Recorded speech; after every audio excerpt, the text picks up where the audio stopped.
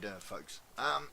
Now, I was expecting the next video that you guys would see if you're watching regularly would be moving on from the priming of your models onto starting to base coat them and throwing some paint on your model.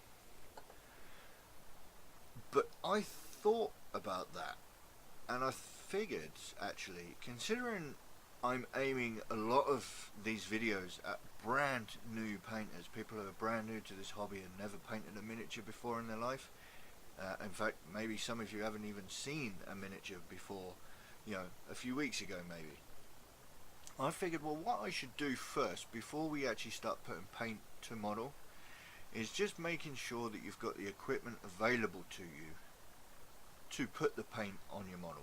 Alright, and that sounds a bit stupid and it sounds a bit obvious, but we'll go through it anyway, because there are maybe some things you hadn't thought about and thought, oh, I better grab one of those. Alright, and young ones, before you go grabbing anything around the house and some of these everyday objects that I've got, check with a grown-up first. Alright, because there are some things that you could use, but you could get in a lot of trouble for if you just go and start using it. Alright, so just check with your grown-up first. But so the first thing we need to do, obviously, is you need a paintbrush. Now, if you're collecting the Warhammer Conquest magazines, which prompted the starting of these videos, in your first issue you would have got a Citadel starter brush. If I hold it up the right way, is you got yourself a Citadel starter brush, and to start with, that'll be good enough. I mean, it's a reasonable brush. It's quite small, so doing some large base coating could become difficult, but on the whole, it's a reasonable brush, so you would already had one. But let's just say, for argument's sake, you don't already have one. Where are you going to get a brush from? Now, going into Games Workshop to buy your brushes are going to cost you about £5 a piece. If you're going in just to buy one brush, that'll probably be okay. You can probably get around that. But if you're going to be buying more than one brush, which to be fair, you're probably going to need more than one brush to paint your miniatures. The price can add up if you haven't got it available. So Citadel may not be the best place for you. Now, going into places like the Works and the Range, they have an art supply section where you can pick up some art supplies. You can pick up some really cheap brushes, quite cheap, $1.99, and you can get like 30 brushes or something, and they come in various sizes. They won't last very long. I mean, you can look after them and you can try and keep a point on them. They will not last very long, okay? But for a couple of quid, you could probably go in there every couple of weeks and just refresh your brushes if that's what you need to do. But in the Range, and there are some other places as well, there is this brand of brush. Now, these were my first brushes. They're from Winsor & Newton, and if you do any talking about paintbrushes, Winsor & Newton might come up, the brand, but these are the Cotman range. Now, they're a synthetic brush, and they come out about a couple of pound each. Okay, and for you new painters, I think these will probably do really well if you don't already have brushes. They're a couple of quid each, and you can pick yourself up a nice number 2, which is a reasonable size brush, and then they go down into size 000, quadruple 0 at one point. But if you pick up yourself a size 2 and say a size 0, you'll probably be able to do reasonably well with just those 2 brushes. Especially considering, again, we're considering the Conquest magazines. Until such time as you start by getting in those tanks that come with the set, 2 brushes will probably sort you out, and you could probably do a reasonable amount. And they come for a couple of quid each, and they're reasonable, and so I think they're a good shot as well. And let's just say, for argument's sake, you're new to painting, but you do have some reasonable, and I imagine probably older, but you've got some more expendable money that you could probably spend on some brushes as well. I use Series 7 Winsor & Newton. Now, what I will say is, one, they're expensive, and I have actually got another Citadel starter brush in there. I did go out and buy a 4 set, and then I did go out and buy myself an extra 000 size brush. But this set that I got comes from size 3 down to a size 0. I actually, to be fair, don't use the size 3 and the size 2. I use the size 1, the size 00, and then I went out and bought myself a 000. I was just size 1, size 0, and then I bought myself a 000. But yeah, these are expensive. I mean, they're about 50 quid for the 4. Maybe a little bit cheaper depending on if you can find it cheaper. That's what I use, is Winsor Series 7. Arguably, they're the best brushes in the world, and I do say arguably because if you start talking to any painters and any areas where painters are talking about what they use, you've got Da Vinci, Raphael, there is Rosemary & Co. They all get mentioned a lot. A Broken Toad do some Kolinsky Sable brushes. These are Kolinsky Sable, they're natural hair. Excuse me. To be fair, when you start spending a lot of money on your brushes, it really does come down to personal choice, and it really is a very personal thing to choose.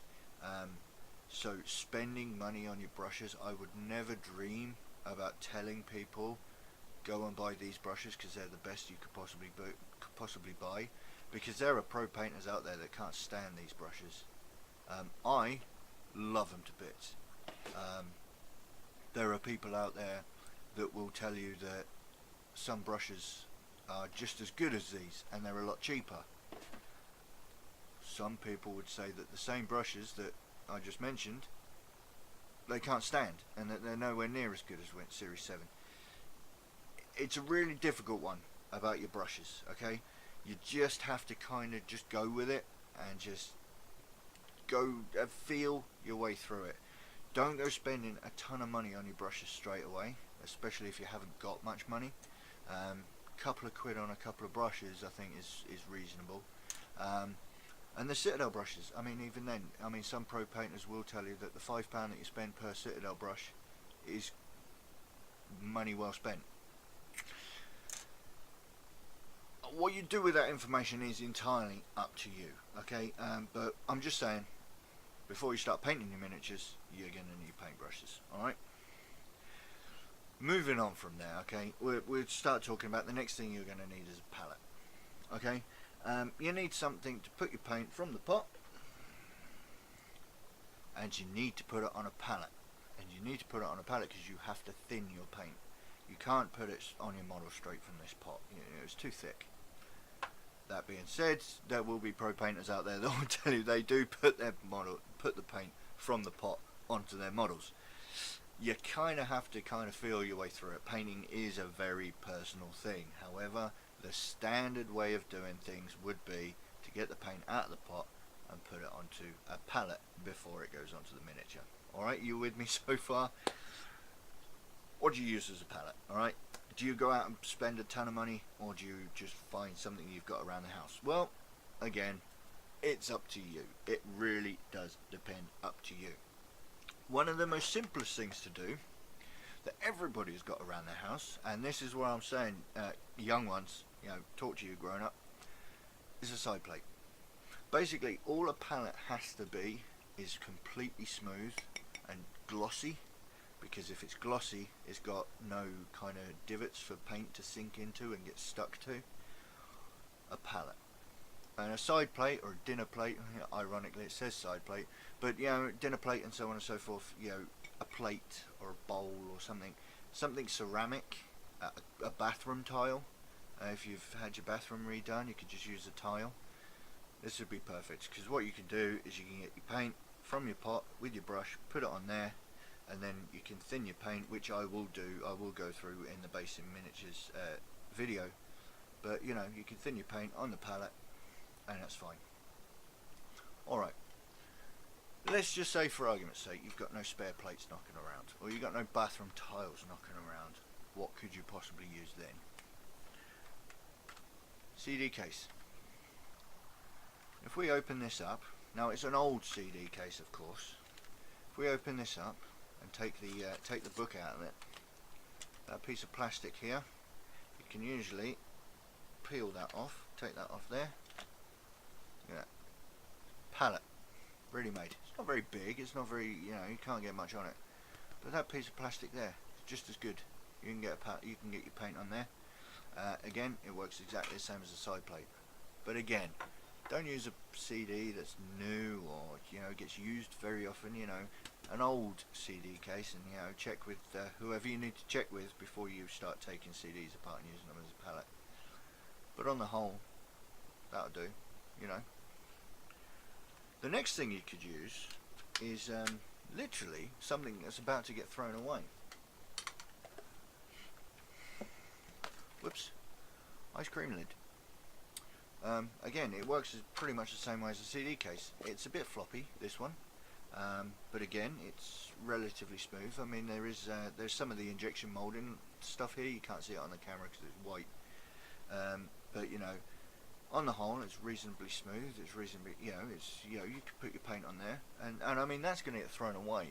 So I mean, even you kids out there, I mean, if you've finished an ice cream tub and it's got this really nice smooth plastic, that's paper on that side, so that side's no good. But the inside, that's literally going to get thrown away. So especially you younger ones, if your mum or your dad's about to throw some a lid away, grab it. You just say, oh, can I use that for me Warhammer miniatures?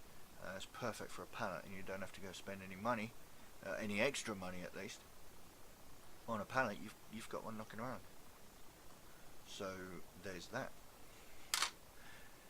Next, something else that you're about to throw away.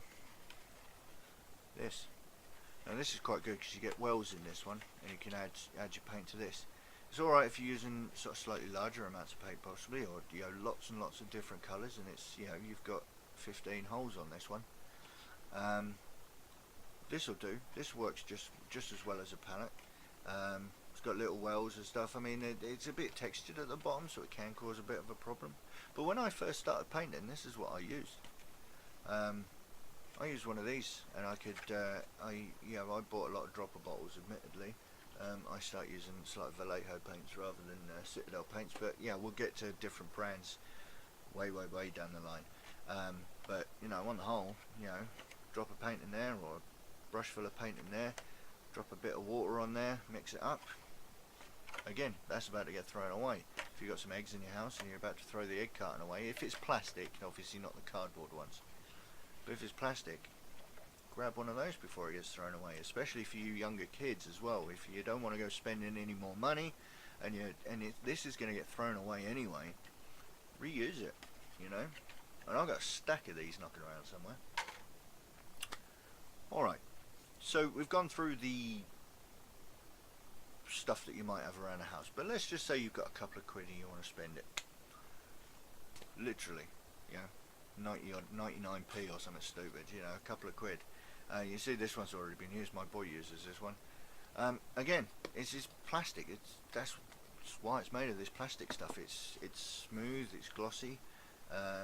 If I wanted to, I could take that paint off. Most of the time, you can either peel it off or a little bit of isopropyl alcohol will clean that up. But we'll get to cleaning miniatures another time. Yeah, so a palette is a couple of quid. Any art store, anywhere, the range, the works, you'll find them. Any art store, absolutely everywhere you'll find this. You'll probably find these in Poundland and stuff or something similar. Yeah, so this is just as good. Alright, now let's get just like something a little bit more technical. Alright, and some of you might like the idea, some of you might not, and you don't. It sounds a bit more complicated, or maybe you've already been painting, you want to try this out. Some of you may know of something called a wet palette. Okay, now a wet palette is basically you have some material that holds water, you have a membrane that goes over that material that you put your paint on, and then essentially you have an airtight lid, and essentially what that means is that you've got paint that virtually thins itself because water comes up from underneath through the membrane and mixes with the paint, and it thins itself. And also because it's airtight, because there's water underneath, your paint lasts longer and you don't have to throw paint away. That's the downside with using a palette such as this or anything. You know, the paint will dry rather quickly, and then you can't use the paint, and you can actually waste paint doing that.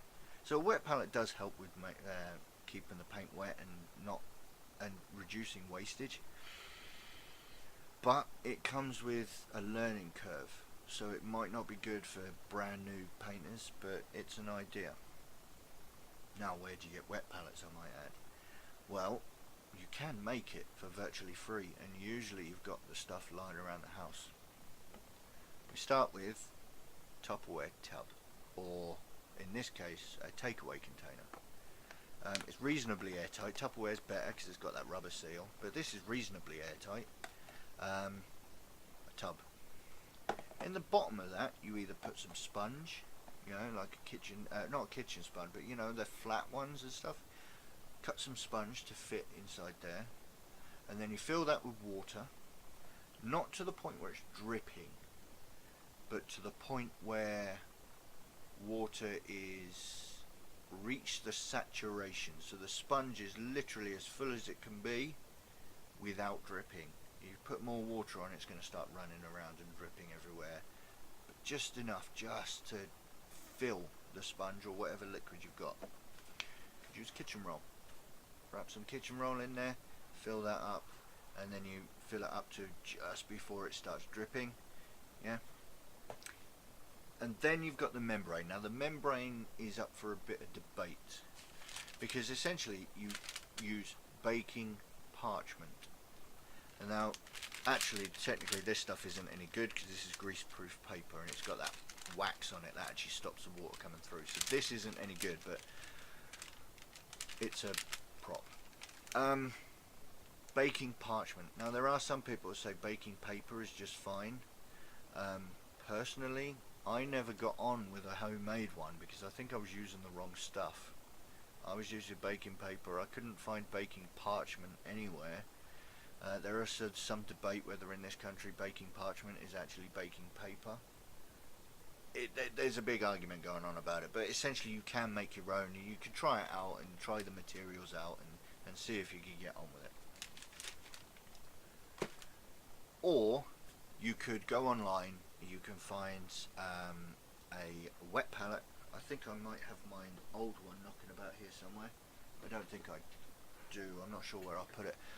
You can get a wet palette. It's a Stay Wet palette, STA-wet palette. It costs about 15 quid, and it comes with essentially the material that fill with water is essentially cartridge paper, and then it has a membrane paper on top, which is essentially baking paper. However, if you ever watch any of my painting videos, and when I'm live, I use this one, which is the Everlasting Wet Palette from Redgrass Games. It's more expensive. There's something like that. This is the studio one, so it's not only is it the big one they do a small one, which is a painter, I think. Is it painter size or something like that? This one's a Studio XL one.